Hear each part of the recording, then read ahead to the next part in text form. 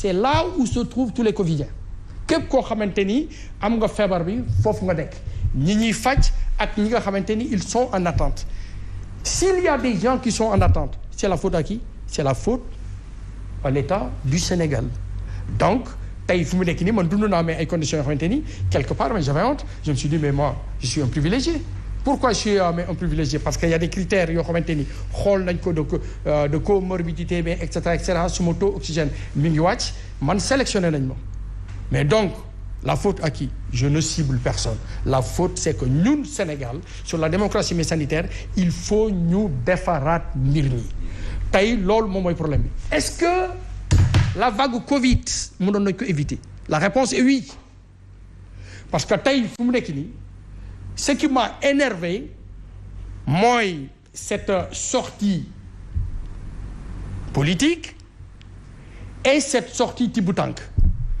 moi j'aurais été le président de la République mais du Sénégal ku tibb tànk mu dugal ci kaso bi. Pourquoi? Parce que on ne peut pas être dans un pays où le variant mais delta ñëpp ñoo ngi ciy teg seen bët ni maanaam ñoo ngi dee et puis on fait de la politique politicienne di ci ba ay tànk di ci ba ay costard. mais loolu est-ce que boobu fekkoon na ñuy wax waxu des variants delta. si dinañ ci yow. si parce que le variant mais delta. man avant may dugg Sénégal. docteur ñun bokk ñi nga xamante ne ay journalistes lañu. période bi nga xam ne le président Macky Sall mi ngi dem tournée période bi nga xamante ne yaa ngi wax tibb tànk boobu dégguñu variant delta juste après.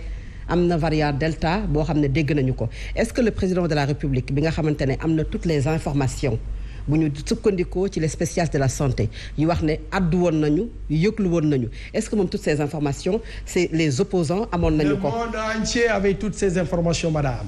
non je parle du président. non je parle même pas de Macky Sall je parle du monde entier le variant mais delta bi nga xamante ni jóge na maanaam Inde jaar dans tous ces pays.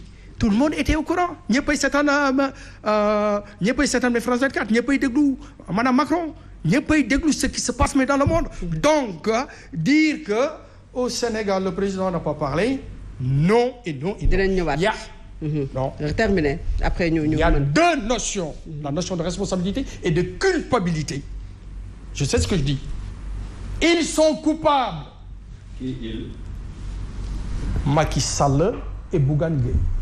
Ils sont coupables parce que il y a beaucoup de Sénégalais qui ont perdu leur vie et moi j'ai failli partir et j'ai 2 enfants je ne mérite pas ça je ne mérite pas d'être dans un système où chacun fait mais n'importe quoi soi-disant que 2024 ils ne savent même pas s'ils seront là pour 2024. Pourquoi la culpabilité de ces 2 hommes mais cela ne vous a pas empêché d'aller dans un restaurant par exemple tout à l'heure en faisant votre récit vous avez dit que j'étais dans un restaurant. Vous êtes allé dans un bain. Parce que moi j'avais mes 2 vaccins. Donc là il y a aussi la responsabilité individuelle de l'individu. Je suis à la fois responsable et coupable de mon sort.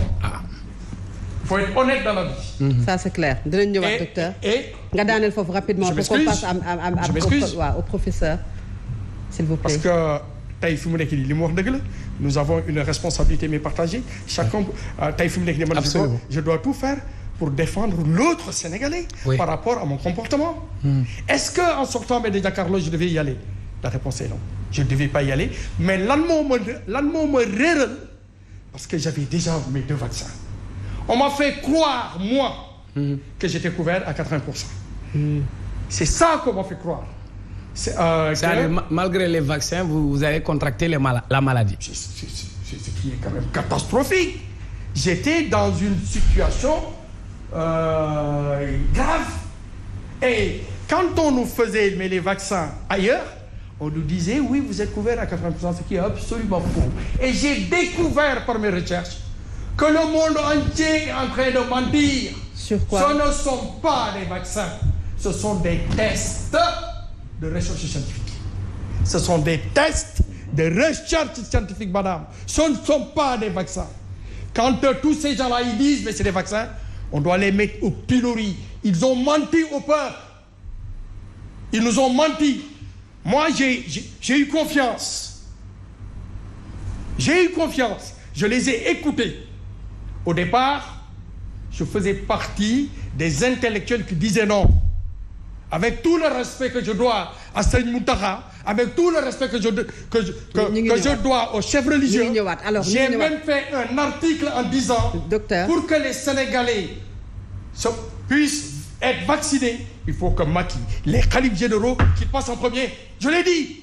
Alors, parce que moi, par rapport au départ, je n'avais pas confiance. Docteur, par rapport au vaccin, ñu ngi ciy ñëwaat, s'il vous plaît. Il n'y a pas de vaccin. Il ne faut pas dire vaccin.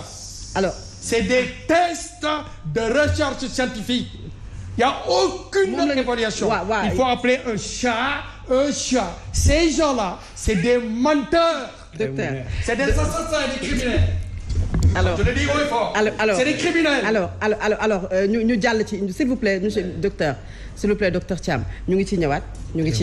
Alors Meissa ñu ñëw ci Meissa Babou maa ngi ñëw ci yow professeur ñu ñëw ci Meissa Babou wax na li nga xam ne mooy la gestion de cette pandémie exemple boo xam ne moom daf ko dund hôpital Dalal Jàmm koppar bu mu fay beneen sénégalais bu nekk ci beneen hôpital bu jotewul ak le pouvoir wala le président de la république tey loolu muy génnee ci GAFAM ci période bi ñu nekk nan nga ko mën a jàngatee. alors que wax nañu ne quand même Covid bi lépp loo ci def waroo fay dara ñoom ñoo ko jël en charge. man bi muy wax loolu moom c'est un bémol parce que te laa mas dégg loolu j'ai vu une facture quand même de 2 millions 500 mais d'une clinique ça peut se comprendre mais Dalal Jàmm jusqu'à preuve du contraire c'est un hôpital public. waaw. Par conséquent. Je ne sais pas si on te considère comme un étranger chez toi. Pas du tout. Je ne sais pas. Parce tous que les Sénégalais qui sont passés à Dalal Jàmm, ils ont tous payé. En tout cas, je ne dis pas ça reste à être... Toi, tu as payé. Je sais que toi, tu as payé. Moi, j'ai payé. D'autres personnes ont payé. débat bi ñu def ko ci olof nag parce que ñi seetaan ñu bëri dañu bëgg waa. man fay naa professeur xaaral. man fay naa suma Orange Money mun naa leen ko léegi. suma Orange Money mun naa leen way les dernières factures les dernières ordonnances que j'ai payées. C'est clair. Alors d'autres personnes ont payé. Alors c'est clair. léegi ñu bàyyi professeur mu yeggale après ñu ñëwaat ci yow. xam nga yow c'est un cas c'est très clair. yow fay nga peut-être que gis nga keneen ku fay mais je pose la question est-ce que ñëpp ñoo fay ça c'est une question que je me pose. Et c'est pourquoi j'ai dit yow dañ la considérer comme un étranger waaw parce que man mënuma comprendre quand même que dans un hôpital public ak tout le tintamarre bi gouvernement def Dalal Jàmm bi nit di fa fay man loolu man mënuma comprendre. non xaar rek. non xaar rek. ma war la fan la gouvernement bi di juumale nit ñi sur les soins des infirmiers les actes des médecins. loola man du ma ko fay quand un médecin vient me voir je paye pas. Il y a que ça mais toutes les ordonnances je les paye mais les soins je ne les paye pas. loolu leer na ñu bàyyi.